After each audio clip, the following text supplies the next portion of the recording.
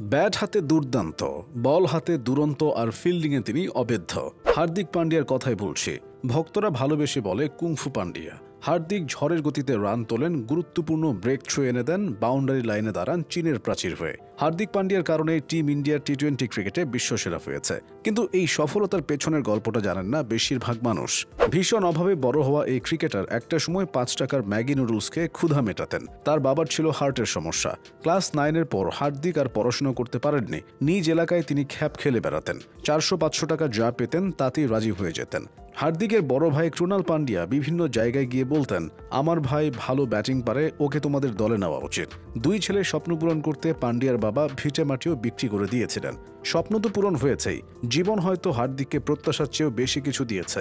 তার ভাগ্য বদলে গিয়েছিল আইপিএলে মুম্বাই ইন্ডিয়ান্সের সুযোগ পেয়ে। আইপিএল চ্যাম্পিয়ন হয়ে পেয়েছিলেন ৬০ লাখ রুপি। এরপর ধীরে ধীরে ক্রিকেটার হিসেবে প্রতিষ্ঠিত হয়েছেন, একে একে গড়েছেন সম্পদের পাহাড়।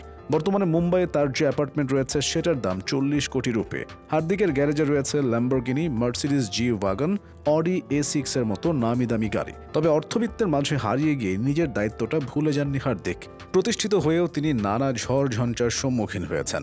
একসময় যে মুম্বাইকে তিনি শিরোপা জিতিয়েছিলেন, সে দলে ফেরার পর সমর্থকদের থেকে শুনেছেন দুধরে।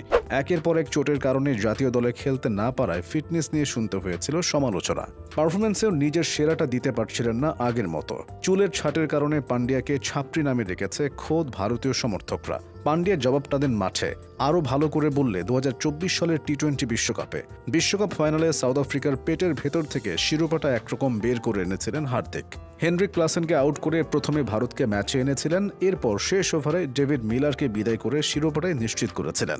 যে ওয়াংখেড়েতে কিছু মাস আগেও তাকে দুয়ো দেওয়া হয়েছিল, বিশ্বকাপের পর সেখানেই হার্দিক পেয়েছিলেন সংবর্ধনা। বিরাট কোহলিদের মতো তাকে নিয়েও গলা ফাটিয়েছিল সমর্থকরা। এসব দেখে আবেগে কেঁদে ফেলেছিলেন।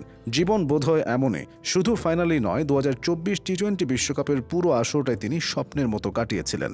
ব্যাট হাতে ৬ ইনিংসে ১৫১ স্ট্রাইক রেটে করেছিলেন ১৪৪ রান, হাত ঘুরিয়ে পেয়েছিলেন ১১টি উইকেট। বিশ্বকাপের পর হার্দিকের ক্যারিয়ারে গতি এসেছে, তবে দুর্ভাগ্য তার পিছু ছাড়েনি। ভেঙে গিয়েছে তার ৪ বছরের সংসার জীবন। অবশ্য ব্যক্তিগত জীবনের আজ তিনি তার ক্যারিয়ারে পড়তে দেননি। ২২ গজে রাজত্ব করে যাচ্ছেন, হয়ে গেছেন ভারতীয় ক্রিকেটের মধ্যমণি। তাকে ভাবা হয় কপিল দেব পরবর্তী যুগে ভারতের সেরা পেস বোলিং অলরাউন্ডার।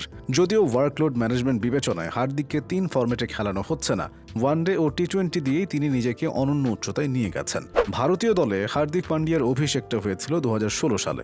এরপর থেকে তিনি ২১০টা আন্তর্জাতিক ম্যাচ খেলেছেন, রান করেছেন ৪,০০০-এর বেশি।